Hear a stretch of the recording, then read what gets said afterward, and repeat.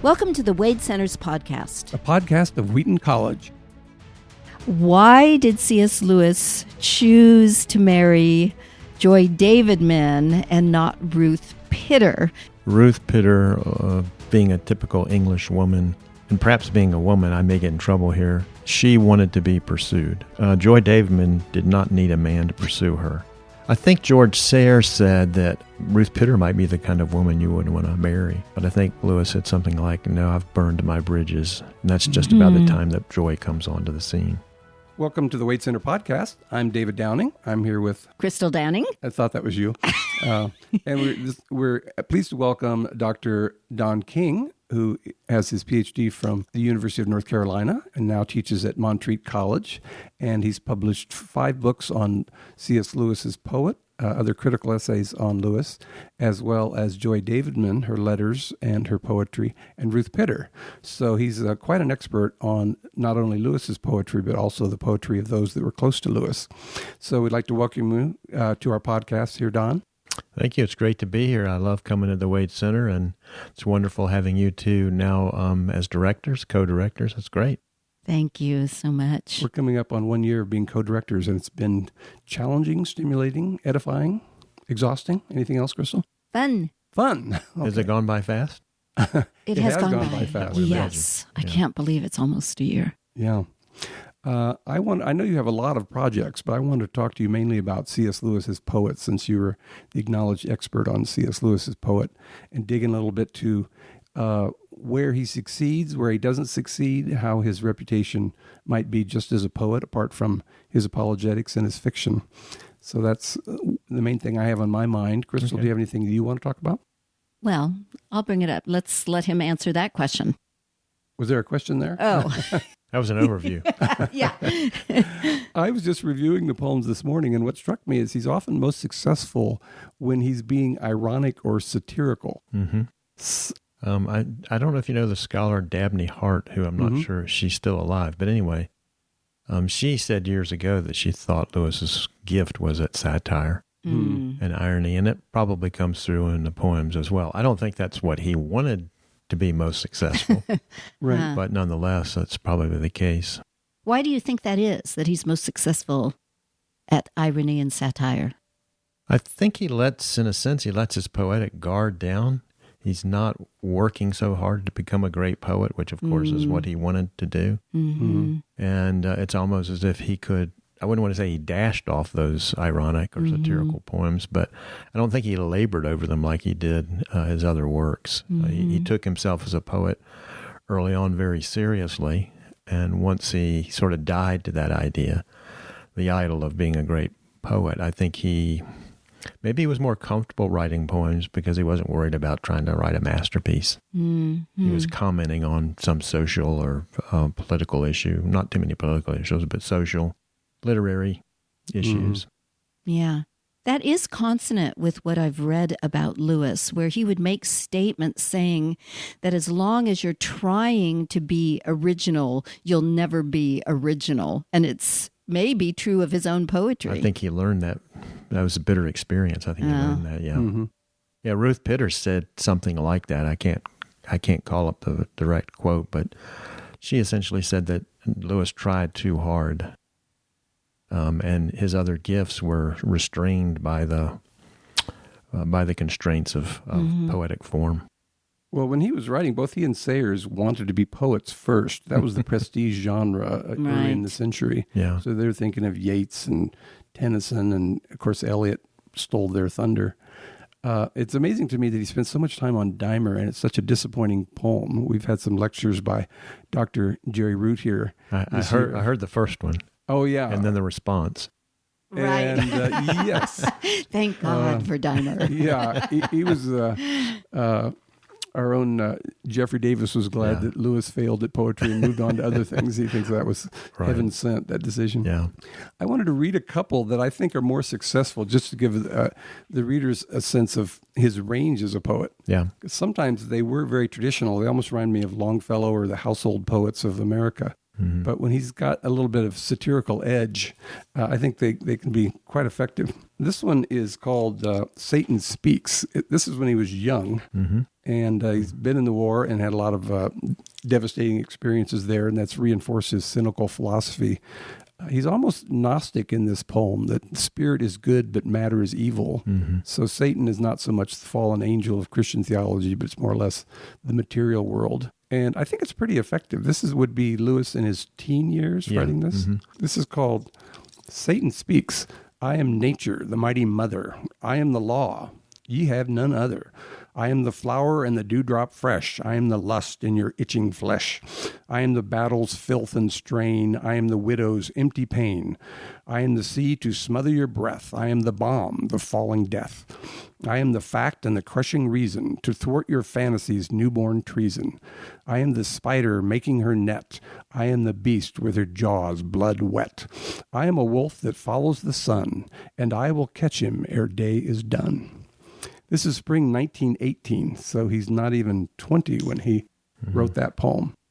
Yeah, it's a very visceral reaction, probably to his experiences on the battlefield. Yeah.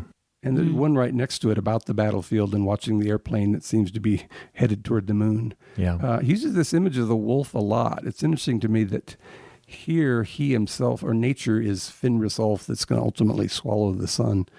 But later on we get to the Narnia Chronicles, and Fenris Ulf is killed by Peter, isn't he? So he had the same mythology, but he put a different valence on the character of the wolf by the time he became a Christian. Yeah, that's a good point. I think in many ways, what's interesting about the poetry is to see how many of his ideas were already in solution in his mind. We have an early version of Till We Have Faces with Cupid and Psyche. We have some mentions of the Hesperian garden, such as we find at Perelandra, an early effort to talk about the Green Lady of Perelandra. I think they're worth reading often just to see how his mind worked and how he often revisited the same motifs. That's one reason I wanted to do the collected poems because, excuse me, I think so many, as you say, so many of Lewis's themes are, I wouldn't say they would try it out, but they appear in the poetry before they, of course, come later on in the prose.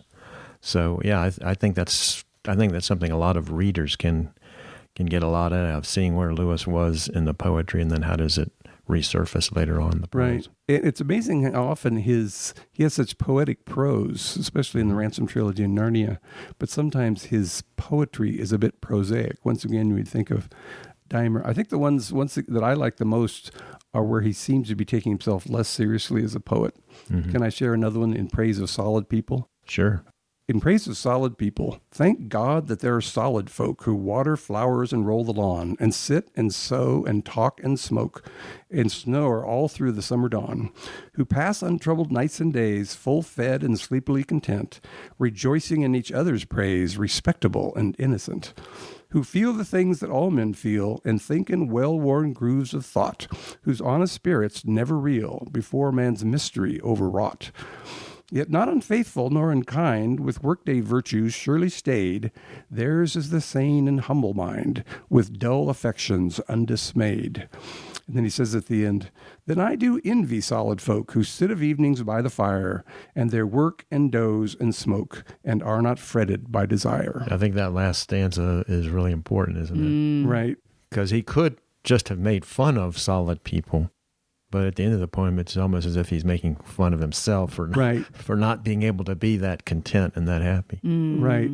I think a lot of adolescents feel that. I was reading What was the year of that poem? Once again, it's early, Christmas 1916. Oh, even earlier than the other one. Both of those poems are from Spirits in Bondage. Yeah, Spirits in Bondage. And I think he's thinking slightly of his father and his father's friends, rather stolid. Thomas Mann had a struggle between what he called Geist and Leben, the world of spirit and the world of life. As a young artistic soul, when he hung around artists, he was very stimulated by them, but they were rather neurotic and self-centered, and he got tired of the artist scene. So he'd go back to his family, and they're very respectable, unimaginative, stolid, and then he kind of gets bored by their lack of artistic or intellectual exploration. So he was constantly going back and forth between the two, and I got that feeling, that double-mindedness in Lewis's poem here. Yeah, I think I hadn't thought of that before, but I think that's a nice point. Lewis irritated by his father so much, and yet would want to spend time with him, a limited amount of time. Yeah. Good in small dose. Well, it says Christmas 1916. I wonder if he wrote that in Ireland. Probably, yeah. Or he could have written it when he was with Kirkpatrick, I suppose. But do you know about his own father's response to poetry? Did his father value poetry? He did. He enjoyed poetry. I think he excerpted poems and put them among his papers. Yeah. Yeah, and he could declaim poetry just like Lewis could. He had a tremendous memory for his favorite poems. Although his tastes were very traditional, as were Lewis's as a young man. Mm-hmm. He admits at one point that part of his satire of Eliot is just that he envied the young modernists who are coming up and making a reputation for themselves. Didn't he and a few others try to smuggle a poem into one of the publications that Eliot was editing? Yeah, they were going to try to do that. They actually sort of fell apart, but yeah, there was a journal called Blast, and they were going to write one called Counterblast, which is going to be all the opposite of the things they were finding in modernist poetry. Since I'm talking about Eliot, can I flip to another poem here? I don't know why I'm asking permission. Listeners out there, can we see a show of hands, please? I wanted to read the one about the patient etherized upon the table. Okay, once again, I'll just read the first stanza. And this is clearly his response to Eliot. And what is the year? He's writing this in 1954. So, a lot later. But he never did really catch on to modernism, even though he and Eliot met in later life and worked on the Psalter together and had something of a rapprochement.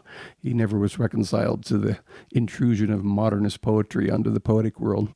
So this is the poem that he starts out. It's called Spartan Nactus. I am so coarse, the things the poets see are obstinately invisible to me. For 20 years, I've stared my level best to see if any evening, would suggest a patient etherized upon a table. In vain, I simply wasn't able. To me, each evening looks far more like the departure from a crowded yet a silent shore of a ship whose freight is everything, leaving behind gracefully, finally, without farewells, marooned mankind.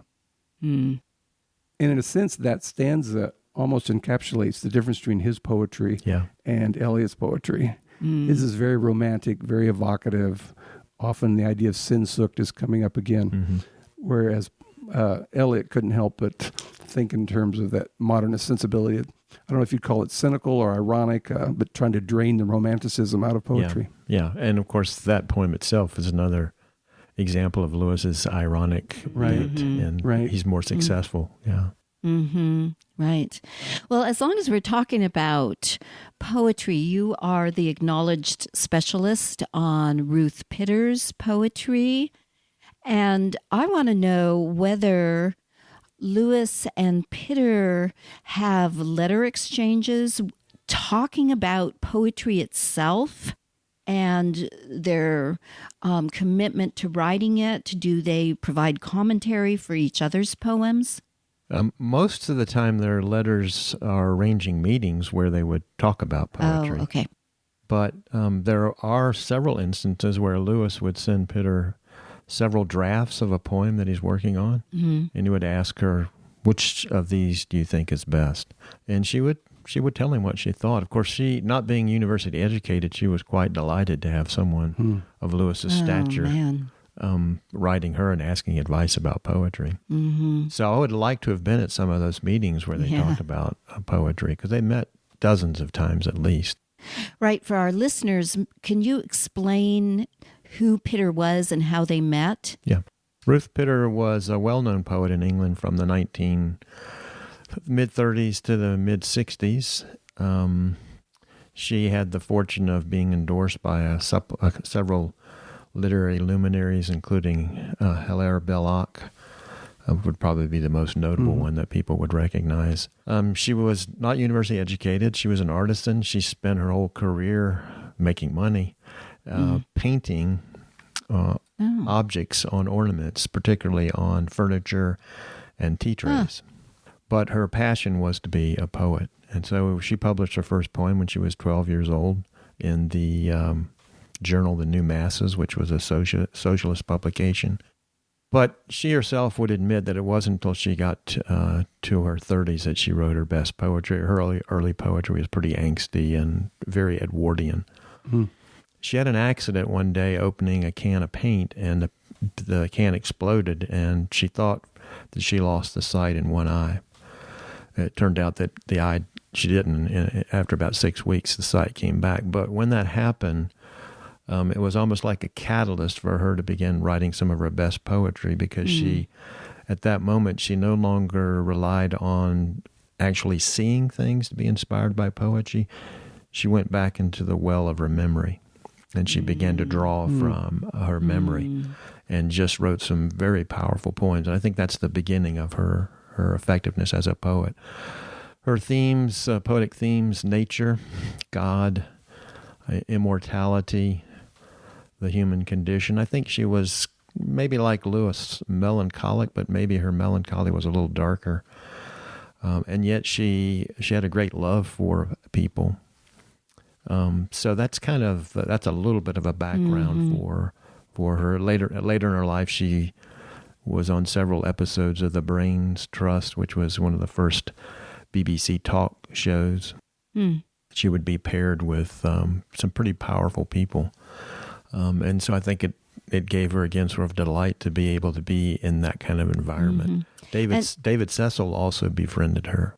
Wow. I thought a lot of her poetry. So was the Brains Trust a conversation among well-known people about particular topics? Yeah. Sometimes they would have a topic and listeners would send in questions, or sometimes they would just sort of have an open mic, and it would happen that way.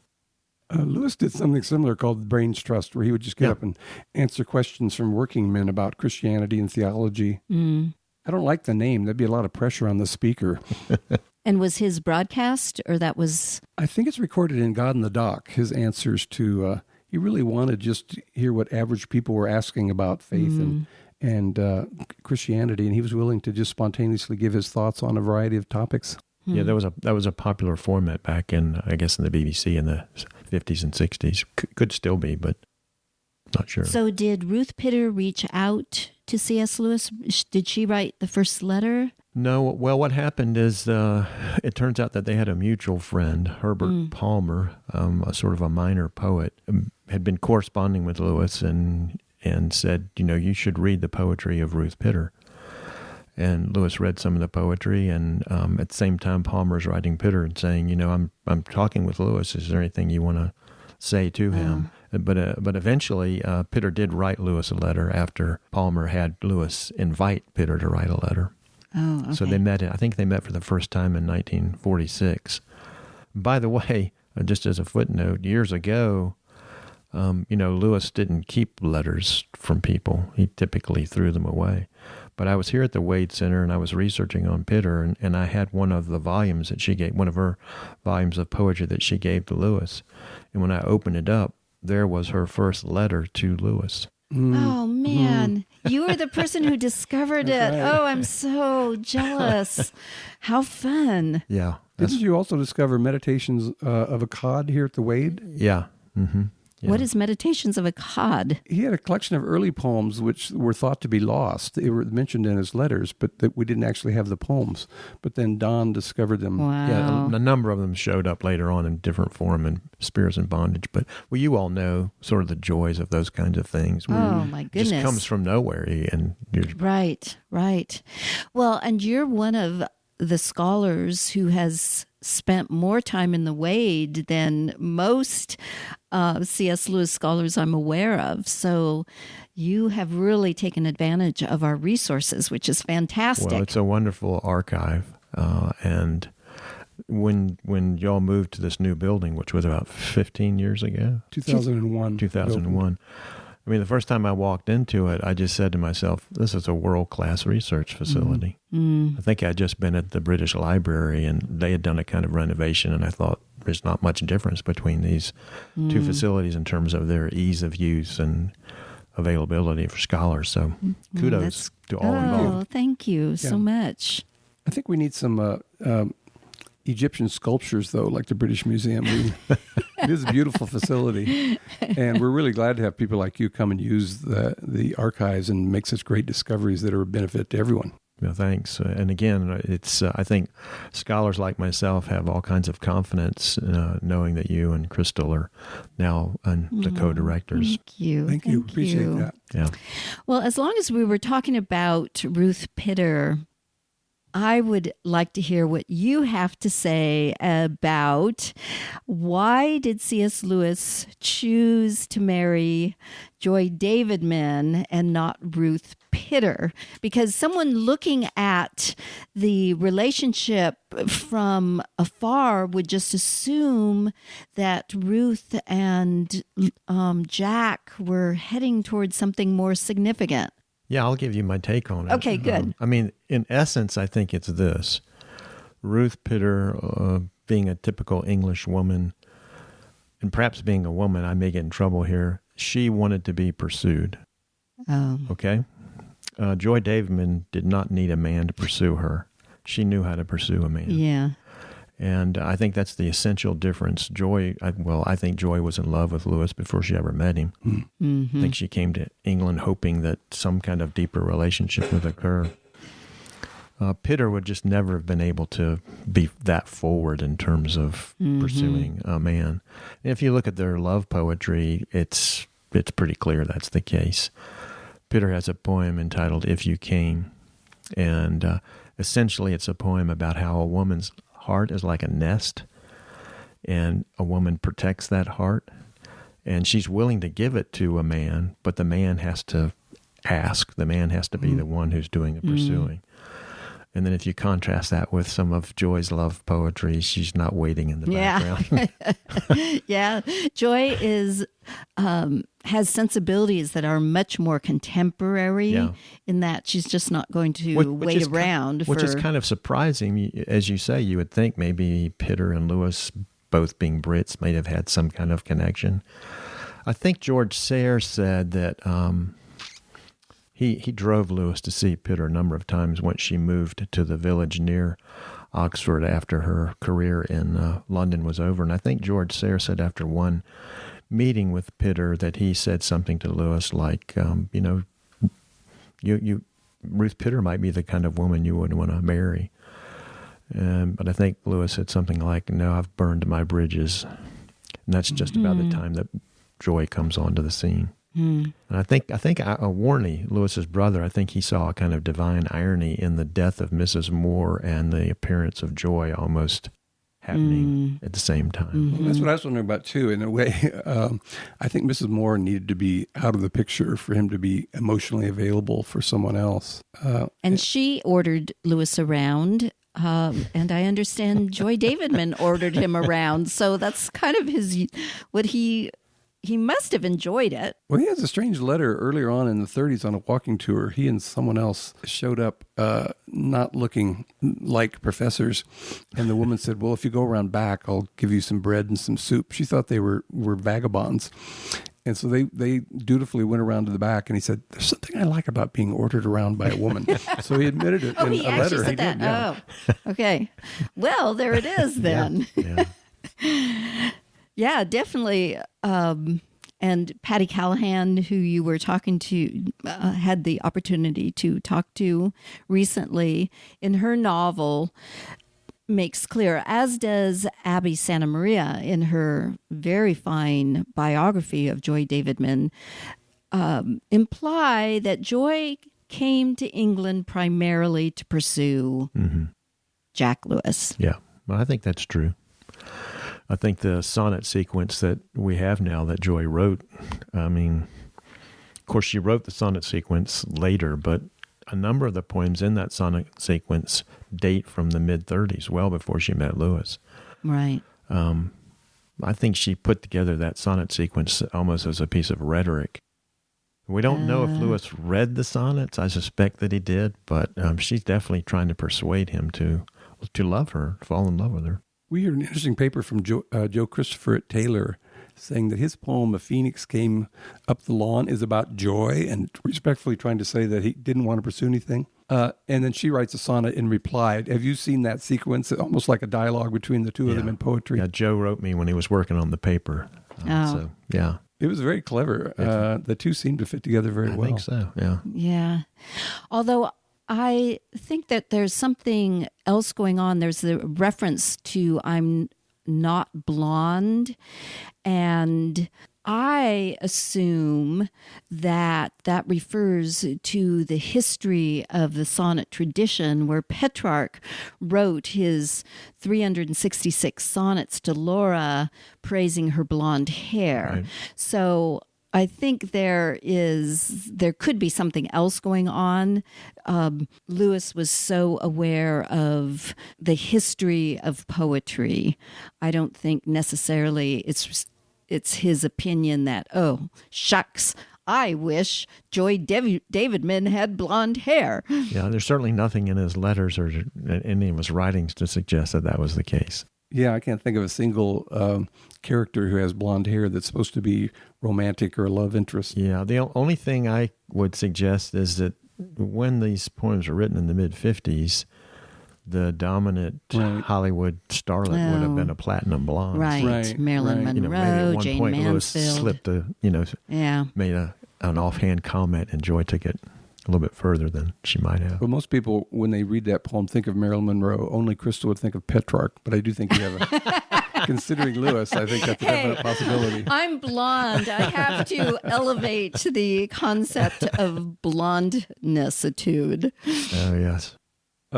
I wanted to go back and read one more poem. We're talking about how satirical poems are often the most effective. And this one's especially charming because it's self-effacing satire. He's talking about himself being a Christian apologist and wondering if that's a very dangerous occupation. So I wanted to read one called The Apologist Evening Prayer. For all my lame defeats and oh much more, from all the victories I seem to score, from cleverness shot forth on thy behalf, at which while angels weep, the audience laugh. For all my proofs of thy divinity, thou who wouldst give no sign, deliver me. Thoughts are but coins. Let me not trust instead of thee their thin worn image of thy head. For all my thoughts, even from my thoughts of thee, O thou fair silence, fall and set me free. Lord of the narrow gate and the needle's eye, take from me all my trumpery, lest I die. This is 1942, but I think that's really a wonderful poem that we all can identify with. Sometimes Absolutely. we have to be... Well, you both know that Lewis's besetting sin was pride. Right. And so a poem like that is, he is being self-effacing, but I think he's preaching to himself there. Oh, definitely, and very cleverly. It's too bad he struggled with pride because the rest of us don't have that issue. But I'm glad he was able to confess that in print. He confessed it on behalf of all of us. Yeah, there you go. Well, and I'm sure he was aware of the medieval tradition where pride was the primary sin from which all other sins emanated. You look at medieval drama and they actually put pride as the chief demon that is tempting every man or mankind, and then his minions are lust and gluttony and avarice. So I think Lewis was acknowledging something that was true of every human, that pride is the initial sin from which all others come. And he has a poem entitled "Deadly Sins." I'm not sure if he starts. I'm not sure if he starts with pride or not, but he's definitely aware of it. In an early letter, I think even before his conversion to Arthur Greaves, he's talking about how he's now practicing sort of his afternoon meditations, and what he discovers is how many times what he's actually thinking about is how clever he is, or what the next clever thing he's going to say to his pupils are, and so forth. So he was very much aware of it. Right. Yeah. He also mentioned, I think in Mere Christianity, that you can measure your own pride by how much the pride of other people bothers you. Someone else in the room is talking about their latest book or their big speaking engagement. If that rubs you the wrong way, chances are that's their pride colliding with your own pride. I don't know if you were going to read any more poems, but a poem I might suggest you read is Love's as Warm as Tears. I think that's one of his best poems, and it almost certainly is connected with Joy's suffering, maybe even her death. Right. It's a much more tender poem than some of the others we've been talking about. I might give that over to you to read it since you Sure. thought about it. Okay, so I'm going to read Love's as Warm as Tears. It's not a dated poem, but I'm pretty sure it was written either during Joy's suffering or perhaps right afterwards. And the stanzas in some ways connect to Lewis's Four Loves, except perhaps in a slightly slanted way. Anyway, Love's as warm as tears. Love's as warm as tears. Love is tears. Pressure within the brain, tension at the throat, deluge, weeks of rain, haystacks afloat, featureless seas between hedges where once was green. Love's as fierce as fire. Love is fire. All sorts, infernal heat, clinkered with greed and pride, lyric desire, sharp sweet, laughing even when denied, and that imperial flame whence all loves came. Love's as fresh as spring. Love is spring. Bird song hung in the air, cool smells in a wood whispering, dare, dare, to sap, to blood telling, ease, safety, rest are good, not best. Love's as hard as nails.